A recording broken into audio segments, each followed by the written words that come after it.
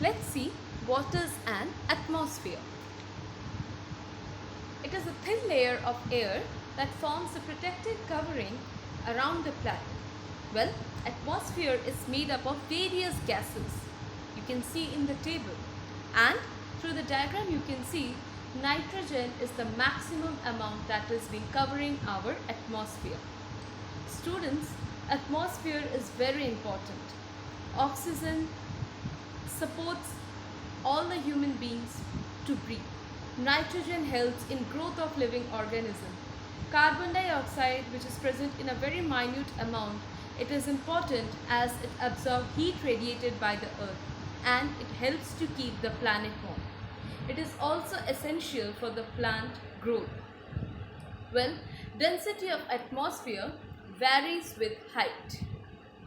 Our atmosphere is divided into 5 layers at its extent up to 1600 kilometers, and each layer has its own composition, temperature and other properties.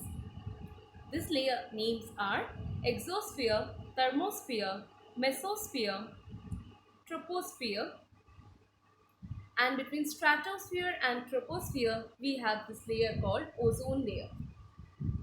Well, children, as we climb up in the mountains, the air pressure gets lower and we have a difficulty in breathing. Similarly, that is the reason why the mountaineers, while climbing up the mountain, have to carry the oxygen cylinders with them. You should also know that moving air is called wind. Now let's talk about biosphere. Biosphere is the narrow zone of contact between all the zones. Bios means life.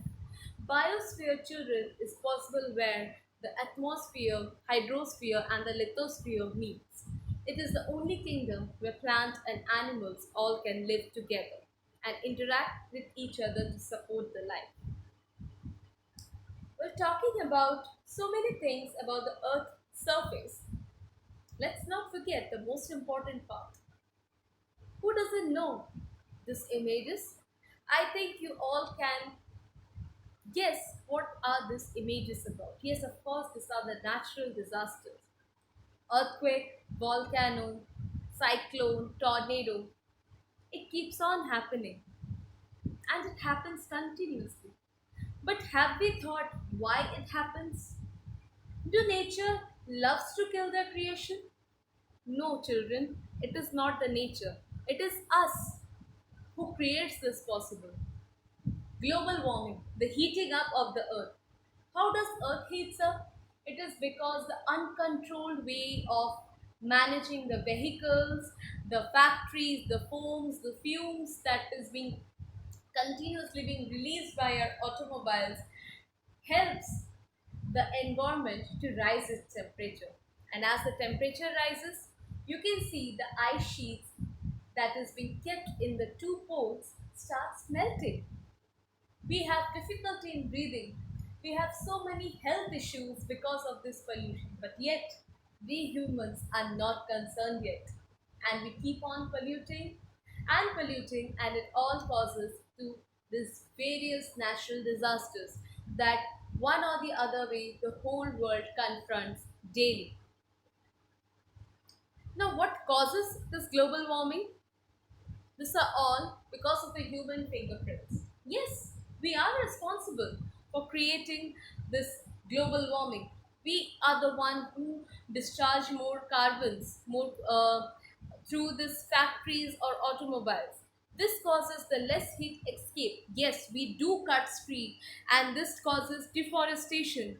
That is the reason that nights are warmer and faster than the days.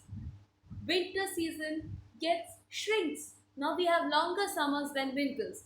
Well, all these regions and all these things is causing the problem of global warming. Do you think we would like to have a future like this?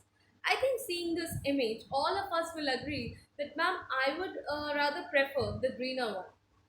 To make this greener, to make or live this or skip this future of dry and dead, we need to be really concerned to protect our environment. And children and us, we both are the future of our earth, and we together can create a healthy living environment. So, how can we protect our environment? Conservation. Conservation means the energy that we get, the resources, we should conserve them. To save the earth, we get all the nature from resources from nature and from environment. These resources should be used very carefully. For example, unnecessary wastage of electricity, water, unnecessary cutting of trees should be prevented. More use, more effective would be the resource utilization, and more easily we can save our planet. At the end note, I would like to share one quote with Gandhiji, our honorable freedom fighter, the father of nation, had said that earth has enough to satisfy our needs, but not our greeds. It is very true, students. When we get one thing, we try to urge for more. So this is what Gandhiji says, that we humans are very greedy in nature. We can never be satisfied with our happiness. So we should all remember that earth is created for all of us.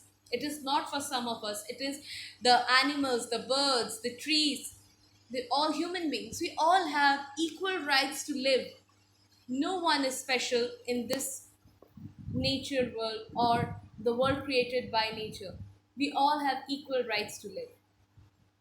And of course, children, these are your points to remember. And of course, I know we all do something or the other that can protect our environment. You know, a very little initiative you take, it all turns out to be a great, great thing for our Mother Earth.